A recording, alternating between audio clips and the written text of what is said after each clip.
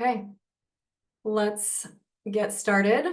Thank you to everybody who came here tonight to learn a little bit about Embark's treks to Machu Picchu. I am Carrie O'Callahan. I'm the Director of Travel and Logistics here at Embark. And just some kind of housekeeping. We will be doing some questions at the very end. As you have them, you can just type them into the chat, and then when we get to the end of the webinar, I will go down and answer everyone's questions. And just also another friendly reminder to please use mute if you're not speaking. And also near the end, the reason I know most of you are here is the Embark emblazoned Yeti mug that we're going to do as a free giveaway, but you only get it if you stay to the end. So sorry about all the stuff up front. Okay, let's get started learning a little bit about Embark's treks in Peru to Machu Picchu. First things first, we have some guests tonight. Embark's lead guide, Claudio M, and many-time client and Peru hiker, Wendy Vitrito. I wanted to have them both introduce themselves. I'm going to have Claudio do it first, but to get things started, I came across this video the other day that I thought was very fitting. I will say I know it's windy, but it's just a few-second video to give you some imagery and get you excited. Hola, Claudio. How are you? Very good, Carrie. Thank you. Where are we at? Well, look behind of you. This is the Alsen Gate Circuit. Look at the nice place that we have behind. We're going to be very happy to receive any people who come through Embark. Well, hello, familia. This trek is one of a kind. It's the real deal. You're gonna love it. Okay, there you have it. Claudio and I and the Alsen Gate, which is one of the trips we're going to be talking about. Here we have a beautiful image of Claudio in his element. Claudio, do you want to come off mute and introduce yourself? Tell us how long you've been guiding, what you love about hiking in Peru, all of the things. Great. Thank you, Carrie. Good evening to everyone who is in this nice meeting tonight. For me, it's a pleasure to be here. Well, I am Claudio Mac, as you maybe already saw the sign. My last name is an original Inca last name, so I feel very close, let's say, to my ancestors, to the Incas. By the way, that's the reason why I can speak also some Quechua, the language that the Incas one time used to speak. Well, I am from Cusco, and I am right now 42 years old, more or less 20 years already working in tourism, organizing, and also guiding adventure trips, like the ones that we do with Embark Exploration. So I am a local guide. I go to Machu Picchu as many times as I can because this is my main office, let's say. But to be honest, I prefer the mountains. Obviously, Machu Picchu is beautiful, yes, but the way to get in there is the most beautiful thing that you could do. So I feel the passion doing this of my work. It's not just to show you the road or to point some mountains and to tell you the altitude or the story or the history either. So my passion, what motivates me to go or to do this activity is to try to transform the way how the people come thinking about Peru or Machu Picchu, and obviously to understand also the local life, the local culture, how we think, how is the real Peru, the real Peru. That's the reason why in this, following this passion, we kind of discovered new routes that are considered kind of unique routes, because it's in the way where you cannot meet anyone, only you. Don't give away the secret. Don't give away the secret. We're going to get to that here in a second. But no, I won't say anything yet. But this is my point. This is my thing, and this is my passion. So I am really happy that this is happening now, and I am sure that we're gonna meet you soon. Awesome. Love it. Thank you so much, Claudio. Obviously you can tell such passion, such a love for his country, his culture, the mountains, which he and I share. And there's another person on the line who also, I think, has a passion for Peru, Miss Wendy Vitrito. This is me acting silly on a high mountain pass in Alsen Gate, and Wendy being beautiful, and yeah, we have fun hiking together. So Wendy, would you like to share us a little bit about your experience coming to it from kind of a client perspective? What other trips have you done with Embark, and what ones in Peru have you done? Thanks for letting me talk tonight. I loved Peru, but I'll get to that. So I have done a few treks with Embark. I started with Kilimanjaro. I'm based in Phoenix, so I like to hike, obviously, anyway, but Kilimanjaro was a bucket list for my 50th. And I caught the bug of, That's in Peru. and am fortunate enough to do some treks. So I did Kilimanjaro and then a safari. I did Asangate with the group you see there, and did an add-on Amazon tour with a few of the folks there, Machu Picchu and Huayna Picchu. And then this summer I did Huayhuash, and in December here in a few weeks, I get to do Guatemala. So I am trying to plan my next year's treks. Super excited, but specifically to Asangate, the group there is a combination of people that I went to Kilimanjaro with, and they went to Everest Base Camp. So it was a group of like 3 different treks, and then one lady's children who had never trekked before, and then Carrie joined us for a few days. So yeah, it was a good time. Okay, we're gonna check back in with you too, specifically about Alsen Gate, but Wendy does have a really great unique way that she's coming to it that makes her well poised to kind of speak to the group tonight, because she's been on a number of other Embark treks, so she can kind of tell you how these ones compare. But to toss it up a little bit, and as a little bit of an icebreaker, you heard from Wendy, you know that I am the travel and logistics coordinator, and we heard from Claudio. We want to know a tiny bit about the people on the call tonight. And so we're going to do a quick little poll about how you hike. So I'm going to launch it here, and for those of you who are feeling it, you can fill out the answers to these questions, and then we'll, kind of see what everybody kicks back or how it shakes down. While you're filling it out, you can feel free to just type into the poll there. I will tell you my answers, or maybe that will give you some inspiration. What is your favorite trail snack? Mine always, always, always is Trader Joe's dried mango. Dried mango because it is so delicious and sweet, and also somewhat healthy. And Trader Joe's because I'm a cheapskate. What is your favorite trail prank? I put it in the picture here on the slide, the old rock in the backpack trick. Poor Cameron found that out on the trek that Wendy was on in the Alsen Gate. And there are other people on this call tonight who unfortunately know that I apparently have zero ability to be imaginative. I always do the rock in the backpack trick. Favorite camping, hiking hack. I think it's that I try and get my husband to carry the tent and all the poles so I don't have to. That's my hack. And then pet peeve. What's your favorite trail pet peeve? Mine, as you can see in the thing, is that I don't like it when people bring speakers on the trail. I love music on the trail, but I feel like that's what headphones are for. Okay, I can see that we're getting a little bit of activity. Okay, we got 4 people involved. Don't be shy.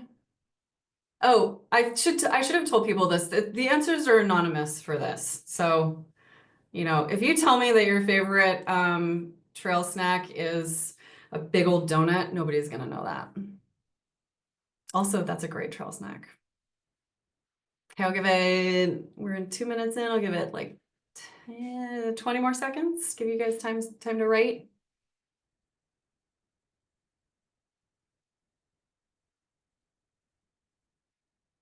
Okay, wrapping it up. 5, 4, 3, 2. 2. I'll count the way the workout instructor counts, where they start just really elongating it. Okay, we're waiting on the last. Oh, there's 12 people who started it. Okay, I'll give you a little bit more time because I can tell that you're just getting through the trail prank one.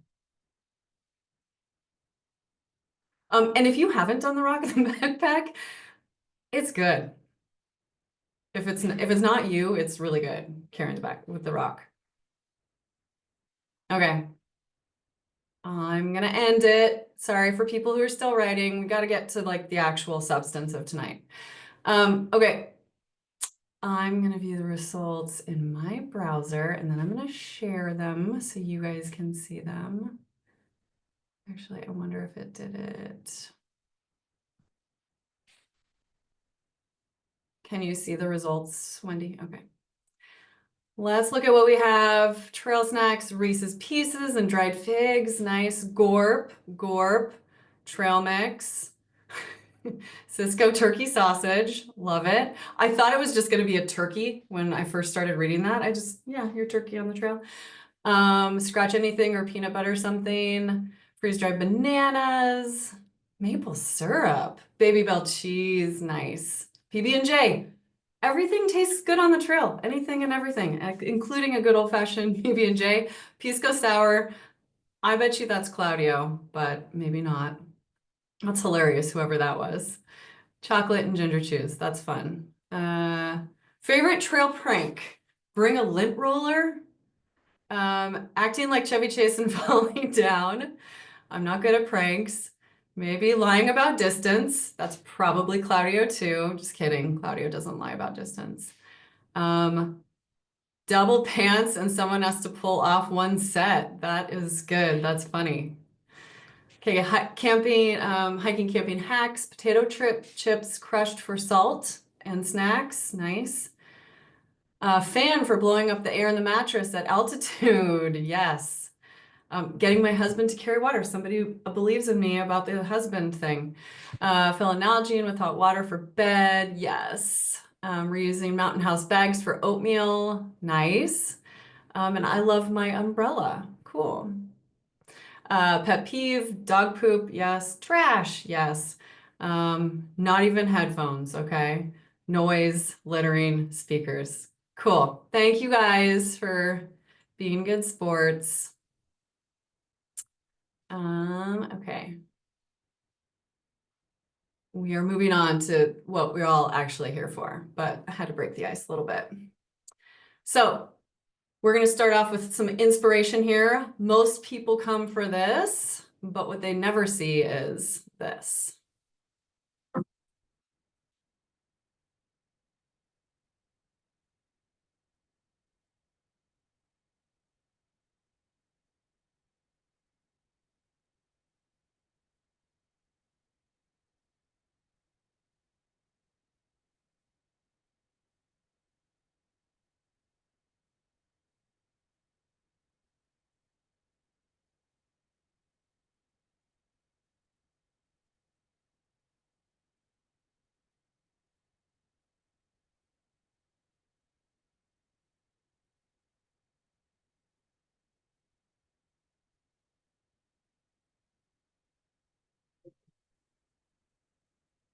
Okay, so some inspiration.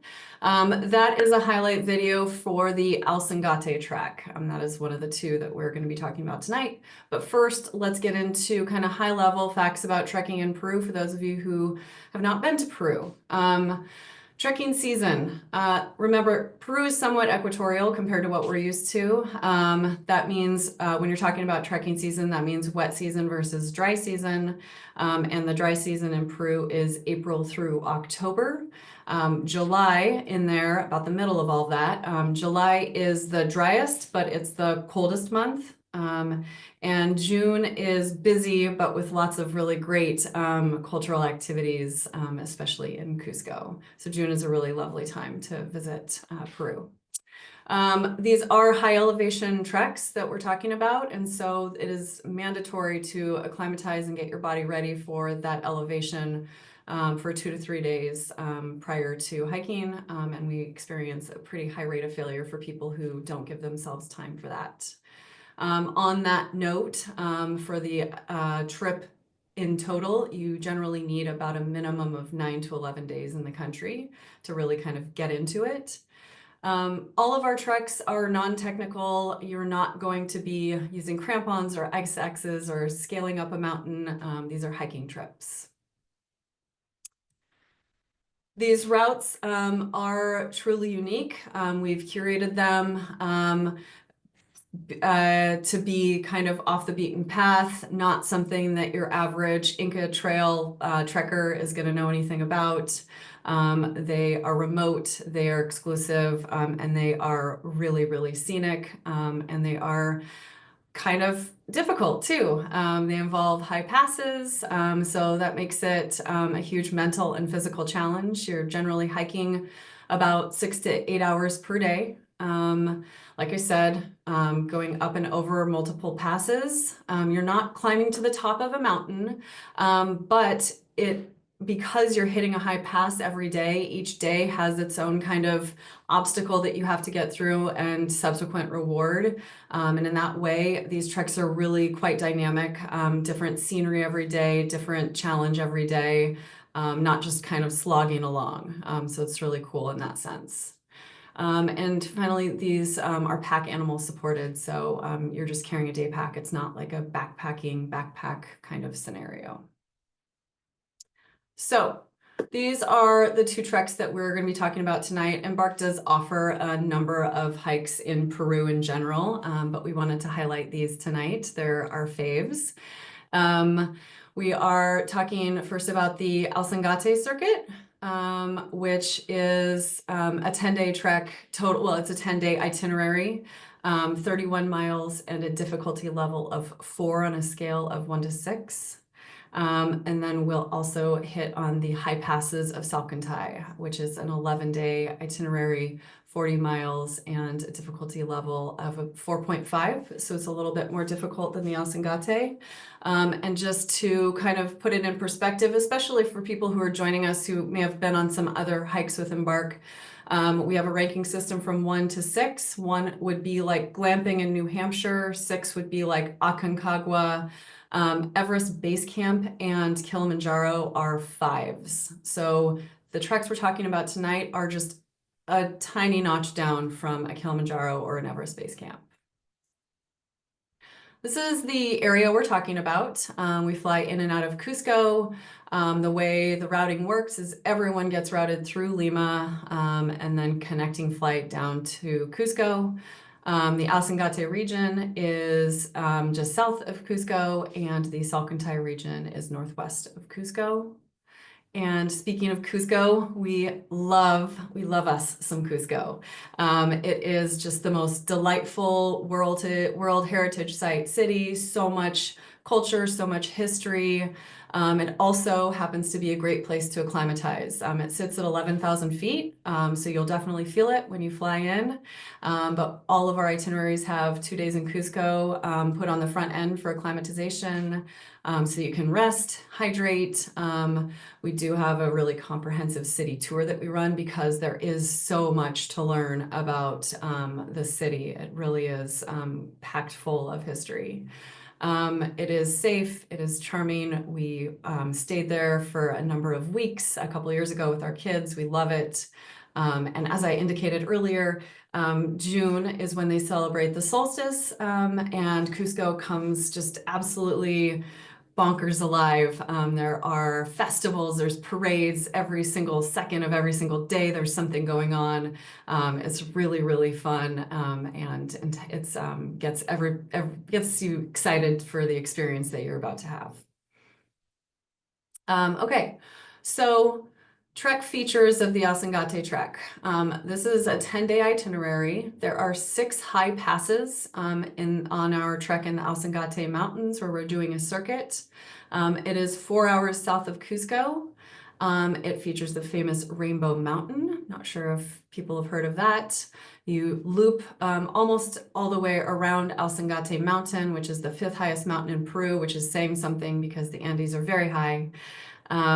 It is high elevation trekking and sleeping. We never sleep below 14,000 feet, quite intentionally. We want to get you up kind of high and stay that way so that your body doesn't have to do all of these adjustments.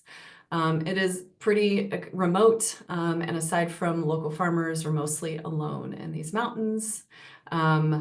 This trek in particular is, well, both of the treks we're going to be talking about are significant in that they, the routes are different than a Kilimanjaro or an Everest Base Camp or, you know, Aconcagua, where it's kind of mandated the route that you take and the camps that you sleep in. Quite to the contrary in Peru. We really have curated our routes for kind of exclusivity, privacy, on treks in places like the Alsen Gate where people might already know about that circuit. We kind of have our own take on the circuit where we stay in different camps and we might take a different kind of routing away from the usual route. So Alsen Gate is significant in that sense. Here's a map to help you understand where it is. Here's Cusco. We fly in, have our acclimatization days, and then we're out to this range out here. This is Alsen Gate Mountain, where our trek start is here, winding almost all the way around Alsen Gate. Trek end is here, and then it is up to Machu Picchu up in the northwest. Here is an overview of that particular itinerary and the way that you can kind of see how it's put together in terms of our high passes. We've got our 2 nights in Cusco and a trek start at 14,400 feet.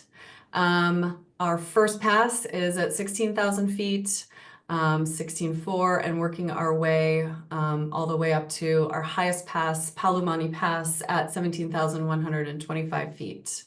And then we've got one more before finishing up and visiting Machu Picchu. We stay for 1 night in the town at the base of Machu Picchu called Aguascalientes. And we use it as our base to go up and do our formal tour of Machu Picchu before heading out to Cusco for 1 final night before departure. Again, that is a 10-day itinerary.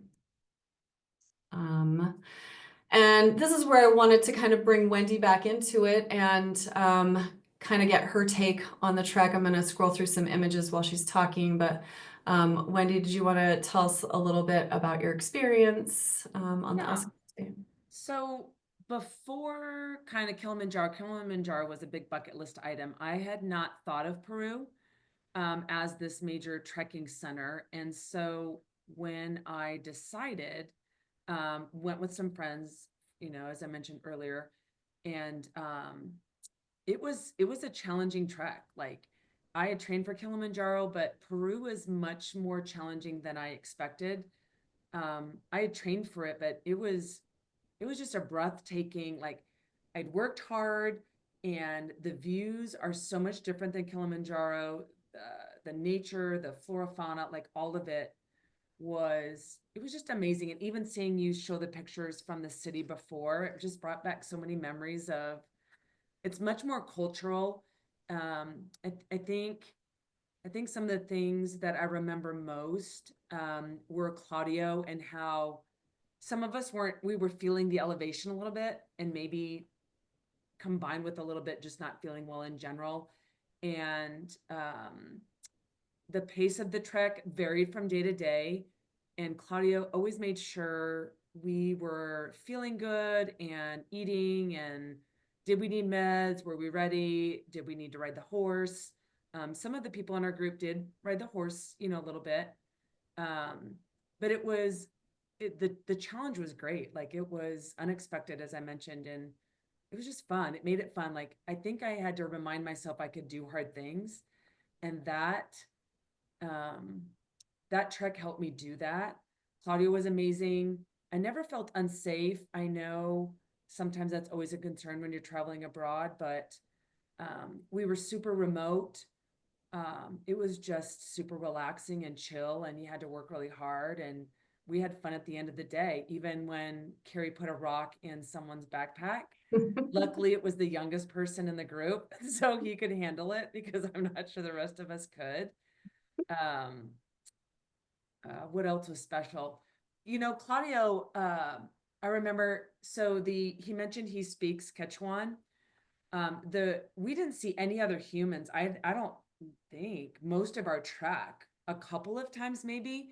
And when we did see someone, they were indigenous, and Claudio could speak with them and communicate like how they were living, what they were doing. And so that brought a real charming aspect to the trek that It's a real window into the yeah, culture, being able to because you speak could that local see, language. yeah, you could see how they really lived, and you could hear how they really lived and what they ate and how they got their food living so remote. Mhm. I mean, Claudio may have smuggled them some treats that they weren't expecting, but it was very charming. Yeah. Yeah, those mountains are really just kind of all encompassing out there. You really feel like you can take the time and really be present in these huge, gigantic mountains where you just can't even believe the scenery that's just all around you. I mean, and obviously I loved it because I went back this summer to a different part, but like, you know, the other thing about this trek is I went in June, so I know there's an April to October timeframe. I happened to go in June, which is the solstice, and the parades Carrie mentioned, it was night after night, and it is amazing how the local people celebrate the solstice. Um, we started out as a big group, and then we broke off into little groups because some people wanted to do shopping and things like that. But it was a neat way to again be introduced into the local culture coming from something so different. Awesome. Thank you. Anything more? Probably, but that's I, okay. I feel like that super sums it up really well. Thank you. Okay, so that was a little overview of the Alsen Gate trek, and we can move on now to the High Passes of Santai trek. We are super proud to give you a sneak peek into the High Passes video, which we're so in love with the High Passes that we could not keep it down to just 1 minute. So it is a little over 3 minutes, but it will definitely give you a feel for what to expect on the High Passes of Salcantay trek.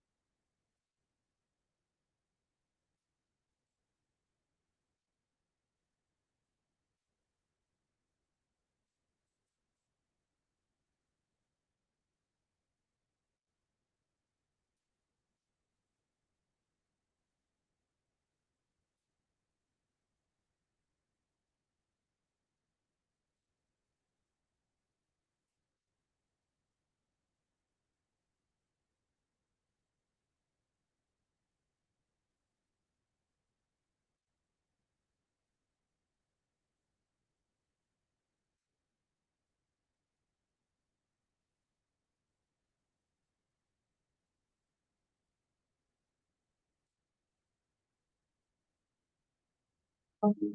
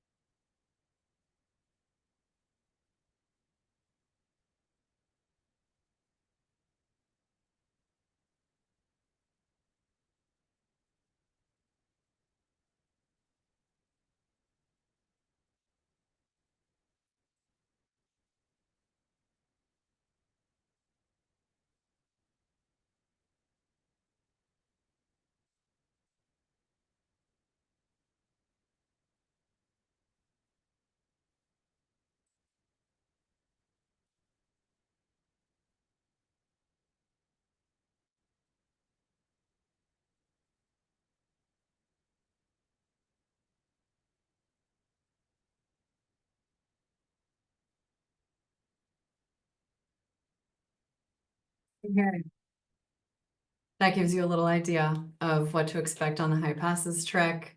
Like I said, very involved. It is a little bit longer. It's 1 day longer than the Alsen Gate trek. It is 9 high passes. It is 3 hours north of Cusco in the Salcantay region, and features the famous Salcantay Mountain, which is 20,500 feet. And the thing that is significant and different than the Alsen Gate trek is that you do physically hike into Machu Picchu, which is a pretty special experience. You get to enter into the traditional Sun Gate entrance, which is at kind of the top of Machu Picchu, and then walk down through it. It is completely private. We have gone to great lengths to form some relationships with some local communities and present our climbers with an exclusive hike, which is kind of exceptional for that region, it being pretty close to Machu Picchu. We have found some special trails and routes that are very much off the beaten path, but however, they are actual trails. They're old Incan trails. They're trails that local people use to get from village to village, or to graze their animals. So they are well-worn paths. Don't worry, we're not getting you lost in the Andes. But the route is exclusive and it's private and it is pretty stunning, and we're very, very excited about it. This is a little bit of an overview of the itinerary, where you can see we've again got our 2 nights in Cusco on the front end. We've got 6 nights camping and 9 high passes. We do start at a little bit lower of elevation than the other one, and our highest pass is 16,200 versus 17,000 on the Alsen Gate. However, it is still just pretty engaging and fun and arduous, good physical endurance test. The thing that is cool about this trek, like I said, is that you come out of the valley from where we've been hiking. You do stay 1 night in a hotel before doing the trek up into Machu Picchu. What is really cool about that is you actually get on a train. And for about the first 30 or 40 minutes, you ride the train with all the people who are going to ride the train to Machu Picchu. But 30, 40 minutes in, the train stops and lets us off, and we get off of the train and start hiking all the way up into Machu Picchu. What is really significant about that and the way that we've designed that itinerary is we hike up into Machu Picchu, and we travel all the way down through it. So we get to see kind of a preview. We go sleep at the town at the base of Machu Picchu, Aguas Calientes, and the next day we get to go back up. So you actually get 2 days of Machu Picchu, which not a lot of people get when they come to Peru to see the ruins. After that, it is back to Cusco for a final night at the hotel. So here we are with Cusco down here, and we're traveling, and our trek start is over here in the Vilcabamba mountain range. This is Salcantay Mountain, and this is our trek route, just all throughout these mountains here. This is where we get off and then get on the train, and then we hike this portion of it up into Machu Picchu. I think I saw some people from this trip who just got back from the High Passes. And I was wondering if anybody wanted to kind of come off mute and just tell us about their experience, a minute or two of how the High Passes treated you, and how did it fare maybe in comparison to the other treks that you've been on. Teresa? Do you Yeah, want- yeah, I'll definitely speak up. This is my first trek, so I did not have anything to compare it to. Um, when I first looked at the weather leading up to this event, it showed rain every single day. And so I was like, what am I getting myself into? I was like, I was really worried about this, you know? So I get there every single day, gorgeous. I'm like, what is this? I was completely amazed by every day was just endless miles and miles of views and beautiful weather. And every morning we were greeted with somebody, good morning, would you like coffee? Yes. Absolutely, I would love some coffee. Thank you. Every evening we were provided warm water to wash up. Like they just thought of everything, all the little details that you wouldn't expect. I didn't expect on a trek. Um, when they say that you're not going to see anybody, they mean it. I mean, we saw alpaca, we saw llamas, we saw sheep, but we didn't see people. So it was just so wonderful to have that quiet time. And then when we actually got back to Cusco, and we're like, ooh, there's so many people. You know, Yeah. having all those days to just have quiet and peace. It was just, there's no word to describe um how passionate I am about this trek and how lucky I am to have this experience. And Claudio, he took every single opportunity possible to explain the heritage, the culture, the food. He took us to places, he took us to the market, he took us just things above and beyond what you're talking about here, just the actual trek. Like he really truly is passionate about it's not even a job for him. It can't be because he loves it way too much. Honestly, if you guys are considering a trek and you want to go see Peru, this is absolutely the one to go to. And Claudio's, hands down, 5-star Yelp review. Highly recommended.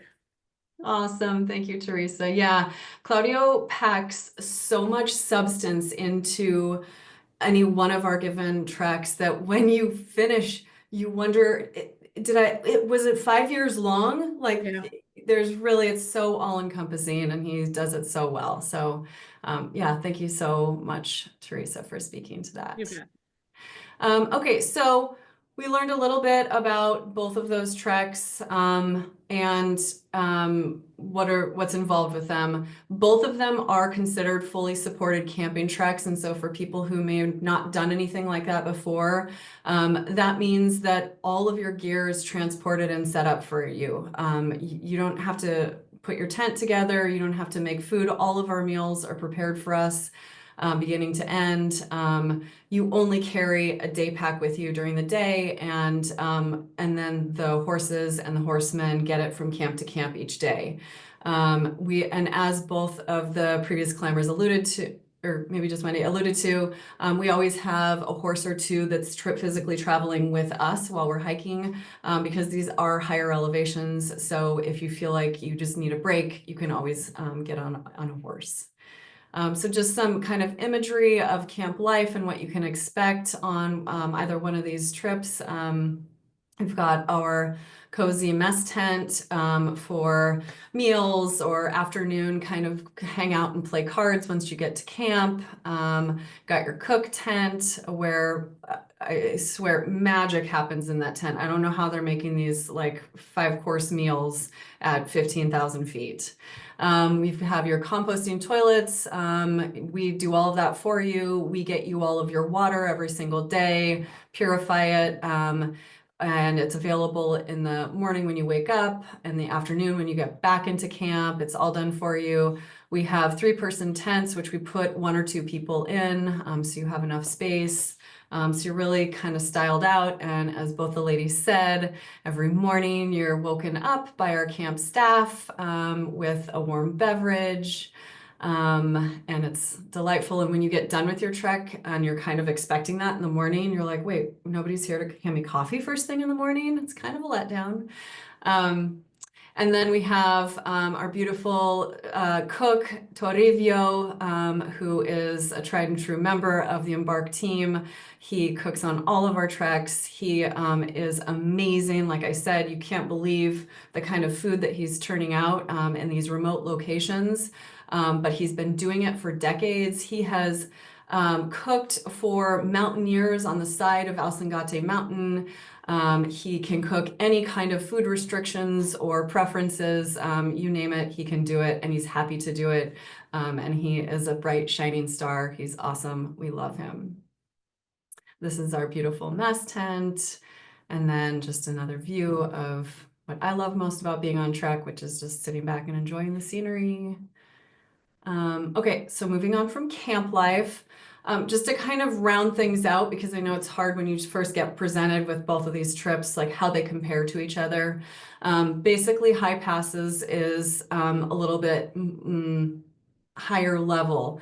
You're hiking for longer, you're doing more passes, and it's more mileage. So you're out camping for more days, you're doing more passes, you're traveling more mileage.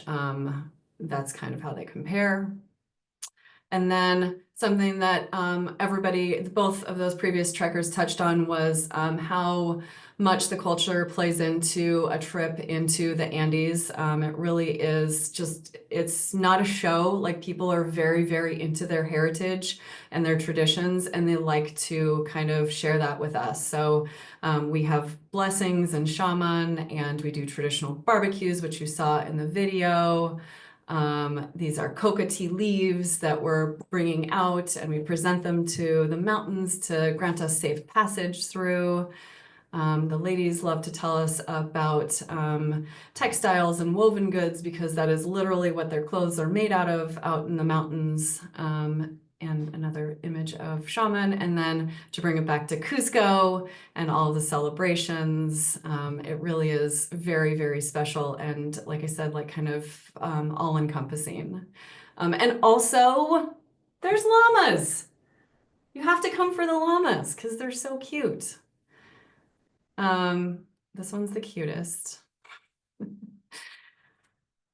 So finally, we can't forget about the real reason why people signed up, which is Machu Picchu. It's waiting there. It's put into all of the itineraries. What is significant about Machu Picchu, which every person who I've ever hiked with in Peru will tell you, is people signed up because they wanted to go to Machu Picchu, and because they had such a profound experience in the mountains and on the trail, and with Claudio leading them. It is still very special, but it almost becomes a side note to what was the real journey. So just kind of consider that. What do we provide you in terms of pre-trek support? Like, what can you expect from us? We have been around forever. We've been doing this for decades. It's our passion. Along the way, you might imagine, we've curated some pretty great informational materials, and we give those all to you. All very comprehensive gear lists, training plans, video tutorials. If you've never done a trip like this before, you can click in there and see how the girl packed her bag to come on this trek. It really does guide you intimately through all the different planning steps along the way, including 2 conference calls prior to the trip. One to kind of get you up to speed with what you are going to need to do to prepare, and another one to kind of prepare you like 1 month ahead of the trip, right before you're about to leave, kind of final dotting of I's and crossing of T's to make sure that you feel like really supported with all of the information and preparation materials that you would need to depart. Embark is quite proudly a very small company. We are very personal with our personal touches and guidance. People always say that they love how they can contact. They always know that they can contact us and within a day get an email or a phone call back. So you really are kind of held, your hand is definitely held along the way too, because we understand that it's a big trip and there's lots of planning that is involved. Details, 2025 dates and pricing for these trips. We've got one for the High Passes trip next October, the 3rd through the 13th. Alsen Gate, we have two options, July 12th through the 21st or September 20th through the 29th. We do have custom dates available if those don't work for you or if you want to bring your own private group. We do that all the time. And then kind of to give you an idea on pricing, the average for these trips is $35.95 for High Passes and $33.95 for Alsen Gate. It is a $500 deposit to reserve your spot with the remaining balance due 90 days prior to your trip. And then kind of some high level things to round it out to remember. I hope I'm not going too fast, but put your questions in the chat and I will definitely get to them if I miss something. So just some reminders. These are non-technical trips. However, they are high elevation hiking for distance and camping for duration. So acclimatization is imperative and so is training. You heard me mention training plans. On average, depending on your level of fitness coming into it, people need about 4 to 6 months to train for this prior to. And usually it's big time cardio is what people are doing. Planning for the trip in general, outside of the training, planning is 6 to 9 months in advance is a good planning time. As Wendy alluded to, there is the option of doing an extension off of the back end. A lot of people go to Amazon, the Galapagos, and some people go down to Lake Titicaca in Bolivia. And so those are some kind of high level things to remember about these itineraries in general. Remember also though, that it is a challenge, it's a serious endeavor, it takes a lot of planning, but it's also super fun. And here is an example of super fun on the trail. Oh my goodness. Oh, trying to figure out selfie mode. It's hard. Okay, an hour later, and that's our pass right there. Sorry. Almost there. Almost there. Okay. Doable now. I'm not dead. I'm alive to tell the tale, and this is one more trail deliriousness to set the tone so that you know it also is fun on the trek. Carrie, what are we doing? We're on our very first hike. Yes, and it's beautiful. And it's gorgeous and it's really high. We're back already at 11.5 or something. All right. And we're gonna go try and see some condors. What's a condor? Well, if you flip the camera, I'll show you. Don't know how to do that. Turn it around. Physically in here.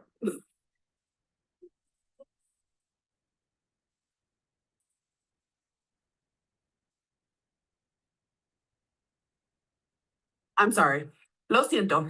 Okay, so if you hear I'm on the trek, it's okay if you decide to like defer your trek because it does get a little trail delirious out there, and people who hike with us know that. It's true. All kinds of funny things happen.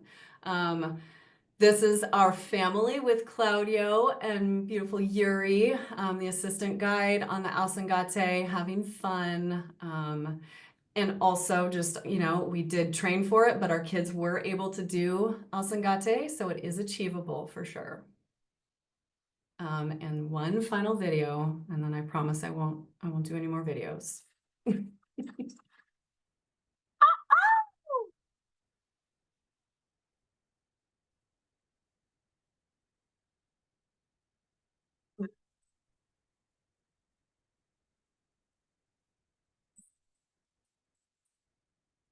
Gracias.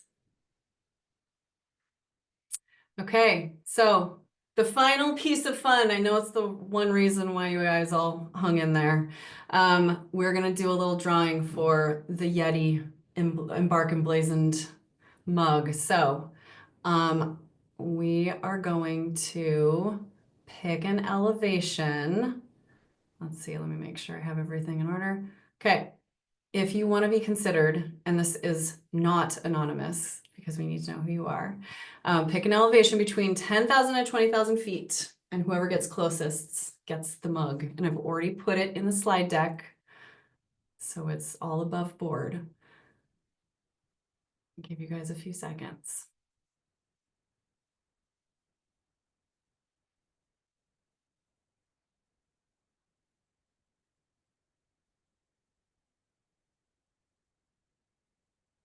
Okay, we've got 16 people. Okay, is that good? Nobody else wants? Oh, 17. Okay, I'll give it a full minute. We're at 40 seconds now. I'll give it a few more. I'll give it like, yeah, 15 more seconds.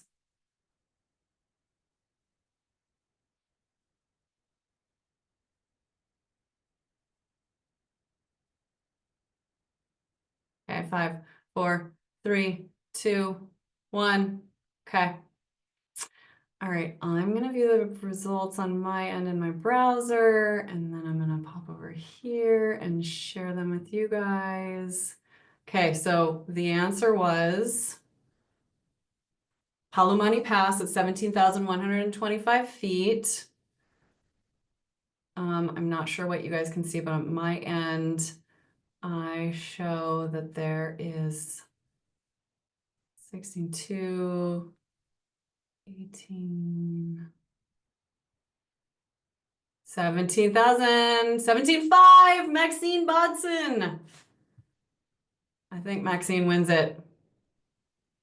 Hi, thank you. Yay! Okay, so Maxine, will you, oh, here, you can write into the info account your address, and I will send that to you. Oh, thank you. Yeah, nice job, guys. Thank you. Thank you for being good sports. Okay, that's the end of I our won. presentation. We do have probably some questions here, so let me get into the chat and answer some questions. And also, if you have to go or whatever, you can always put an email into info@embarkexplorationco.com or carrie@embarkadventures.com. We're more than happy to do a phone call or send you itineraries. You name it, we can definitely do it. So let's get started. Okay, I actually don't have any questions right now. Maybe my presentation was so good that there's no questions.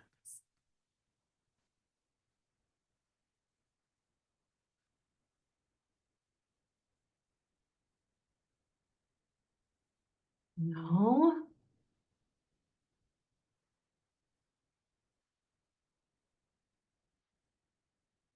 Give it a couple more minutes.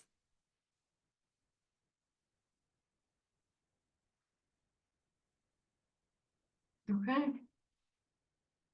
How can we access the recording? Thank you, Rebecca. We will be probably, you can reach out to us and we'll email it to you. I think it also will go on YouTube. Which one? Annie, oh, okay, sorry. This is a direct message. Annie, I can email with and chat with you about that later. Oh, this is a good one. Do you recommend Diamox for the altitude? Yes, most people bring Diamox. It is a diuretic, and they either choose to kind of take it prophylactically or they take it when they're starting to feel crummy, if they're starting to feel crummy. But most people, I would say 90% people do bring it, and we do recommend it.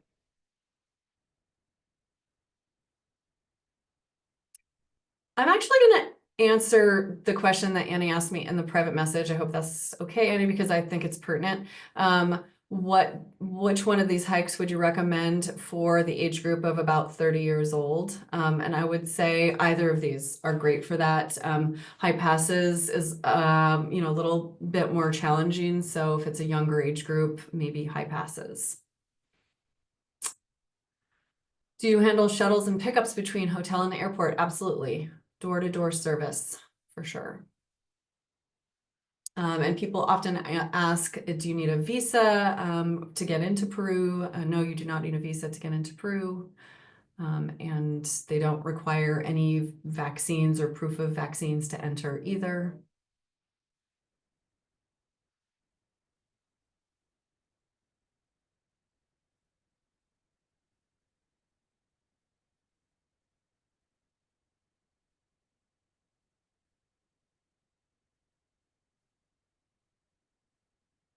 Best time of year, April through October.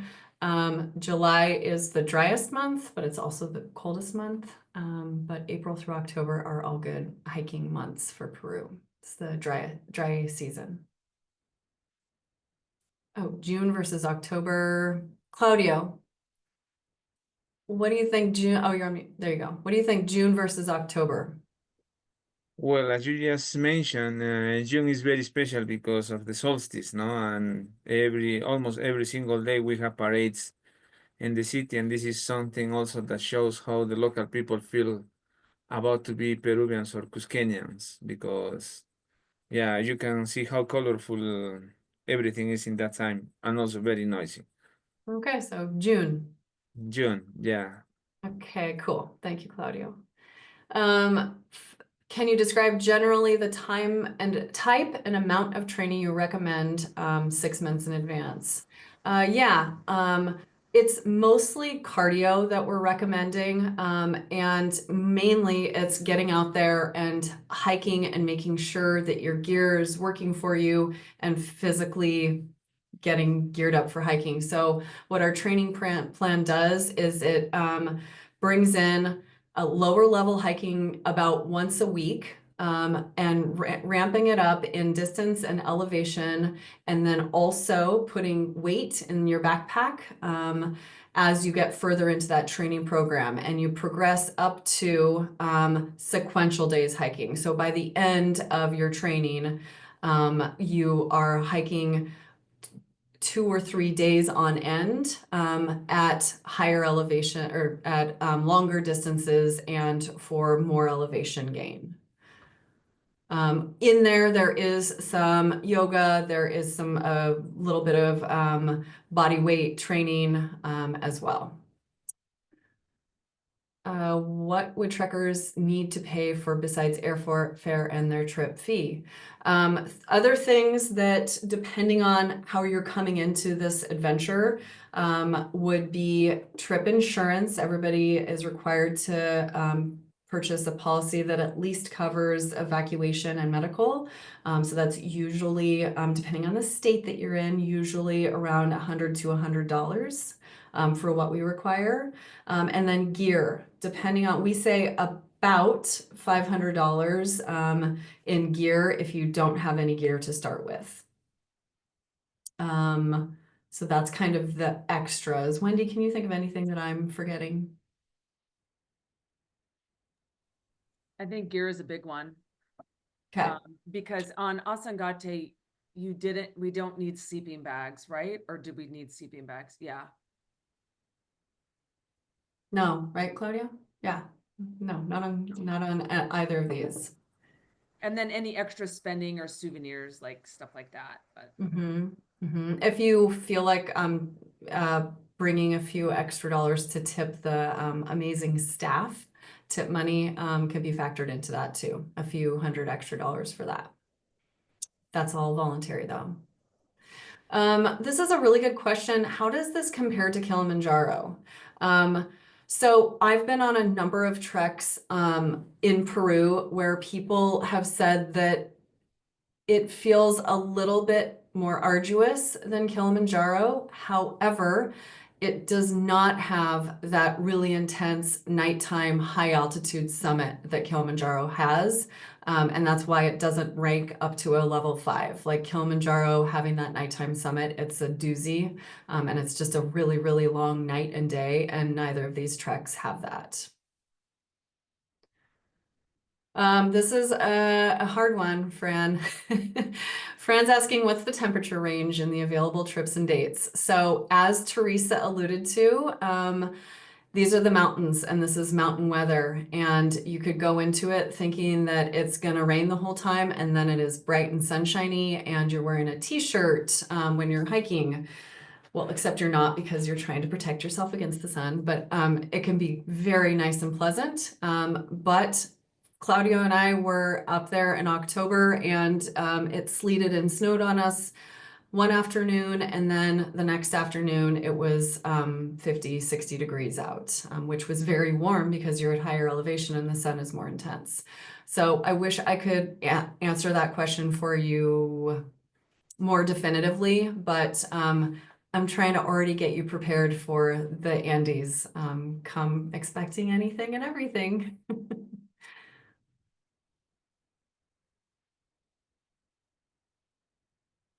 Extreme. Well, extreme it's below freezing in the nighttime. So it's frosty when you wake up in the morning, but it usually mellows out during the day.